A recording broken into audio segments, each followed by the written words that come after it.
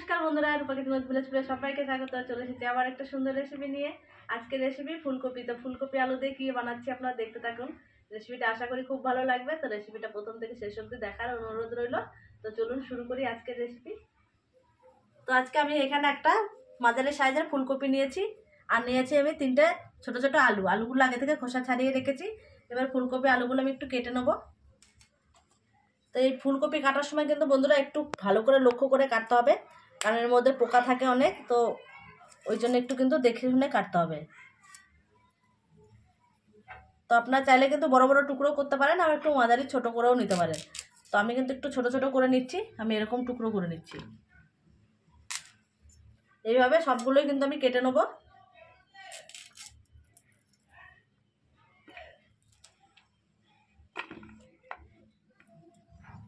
ফুলকপিটা আমার কাটা হয়ে গেছে। তো এবার আমি আলুগুলো কেটে নেব।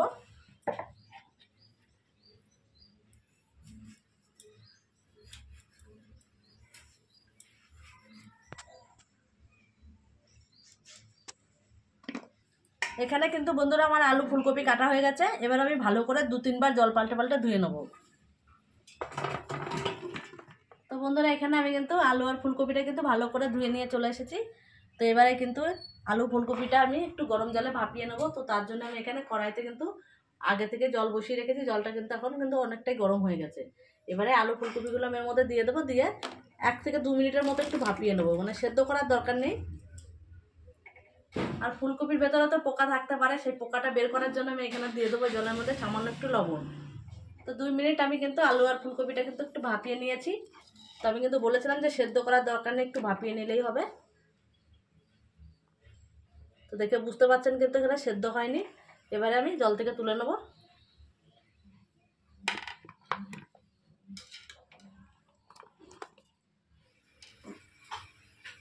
তো এখানে কিন্তু আলু ফুলকপিটা আমি ভালোভাবে ভাপিয়ে নিয়েছি। এবারে এদিকে আমি কড়াই বসিয়ে নিয়েছি আবারও। কড়াইটা গরম হয়ে গেছে। এবার কড়াইতে আমি সর্ষের তেল দিয়ে দেবো। তেলটা গরম হয়ে গেছে। এবার আলু ফুলকপিটা আমি ভেজে নেবো। তো আমি একটু আলাদা আলাদা করে ভাজবো, আগে ফুলকপিটা ভেজে নিই।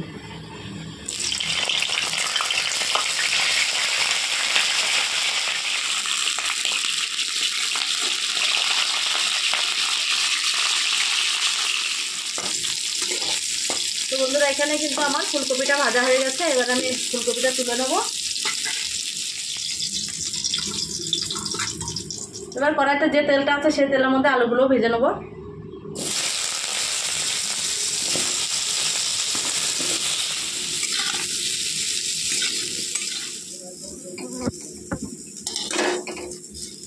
এখানে আলু ফুলকপিটা আমার ভাজা হয়ে গেছে।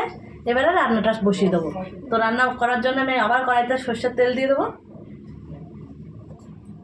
তো তেলের মধ্যে ফোড়নে দিয়ে দেবো একটা তেজপাতা, দিয়ে দেবো 1/2 চামচ গোটা জিরে। এখানে তেজপাতা জিরাটা একটু লাল লাল করে ভেজে নিয়েছি। এবারে দিয়ে দেবো এখানে আমি বড় সাইজের 3টে পেঁয়াজ কুচিয়ে রেখেছিলাম। তো পেঁয়াজ কুচিটার মধ্যে দিয়ে দেবো। এবারে পেঁয়াজটা একটু লাল করে ভেজে নেবো। এখানে পেঁয়াজটা কিন্তু লাল লাল করে ভাজা হয়ে গেছে। তো এর মধ্যে আমি দিয়ে দেবো, আমি এখানে আগে থেকে আদা কাঁচা লঙ্কা বেটে রেখেছি। তো এই বাটাটার মধ্যে দিয়ে দেবো। এদিকে আদা কাঁচা গন্ধটা চলে গেছে। এবারে দিয়ে দেবো রঙের জন্য হলুদ গুঁড়ো, দিয়ে দেবো লঙ্কার গুঁড়ো, আর একটু কাশ্মীরি লঙ্কার গুঁড়ো।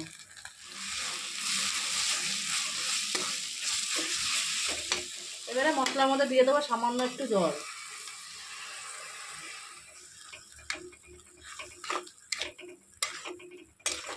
মশলাটা আমি একটু কষিয়ে নিয়েছি। এবারে এখানে আমি একটা টমেটো কুচিয়ে রেখেছিলাম। তো টমেটো কুচিটা দিয়ে দেবো। এবার দিয়ে দেবো স্বাদ মতো লবণ। মশলাটা কিন্তু আমার ভালোভাবে কষিয়ে নিয়েছি। এবার সবশেষে দিয়ে দেবো সামান্য একটু মিট মশলা, আর দেবো এখানে ফেটিয়ে রাখা 1 চামচ টক দই। টক দইটা দিয়ে কিন্তু ভালোভাবে মিশিয়ে নিয়েছি। এবারে কিন্তু ভেজে রাখা ফুলকপি আলুটা এর মধ্যে দিয়ে দেবো। ফুলকপি আলুটা একটু ভালো করে কষিয়ে নেব।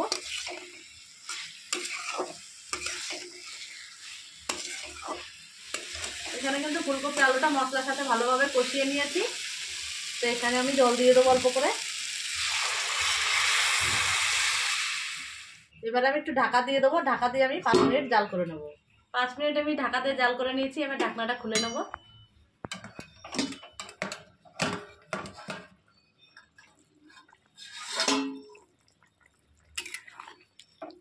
তো কত সুন্দর কালার এসছে দেখুন একবার।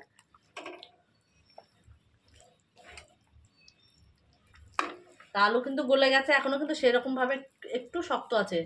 আবারও 2 থেকে 3 মিনিট আমি ভালো করে জাল করে নেব। তো আবারও 2 মিনিট ভালো করে আমি জাল করে নিয়েছি। তো এবারে কিন্তু তরকারিটা হয়ে এসেছে। তো সবশেষে আমি একটু ধনেপাতা কুচি ছুটিয়ে দেবো। তরকারিটা কিন্তু আমার পুরোপুরি এবার হয়ে গেছে। এবার গ্যাসটা অফ করে আমি আবারও 2 মিনিট ঢাকা দিয়ে রেখে দেবো। তো তরকারিটা আমি 2 মিনিট ঢাকা দিয়ে রেখে দিয়েছিলাম, এবার ঢাকনাটা খুলে নামিয়ে নেবো।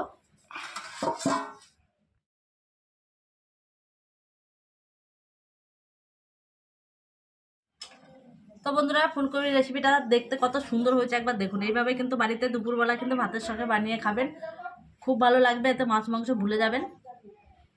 আজকের ফুলকপির রেসিপিটা ভালো লাগলে অবশ্যই কমেন্ট করে জানাবেন, আর একটু বেশি বেশি করে বন্ধুদের সাথে শেয়ার করে দেবেন।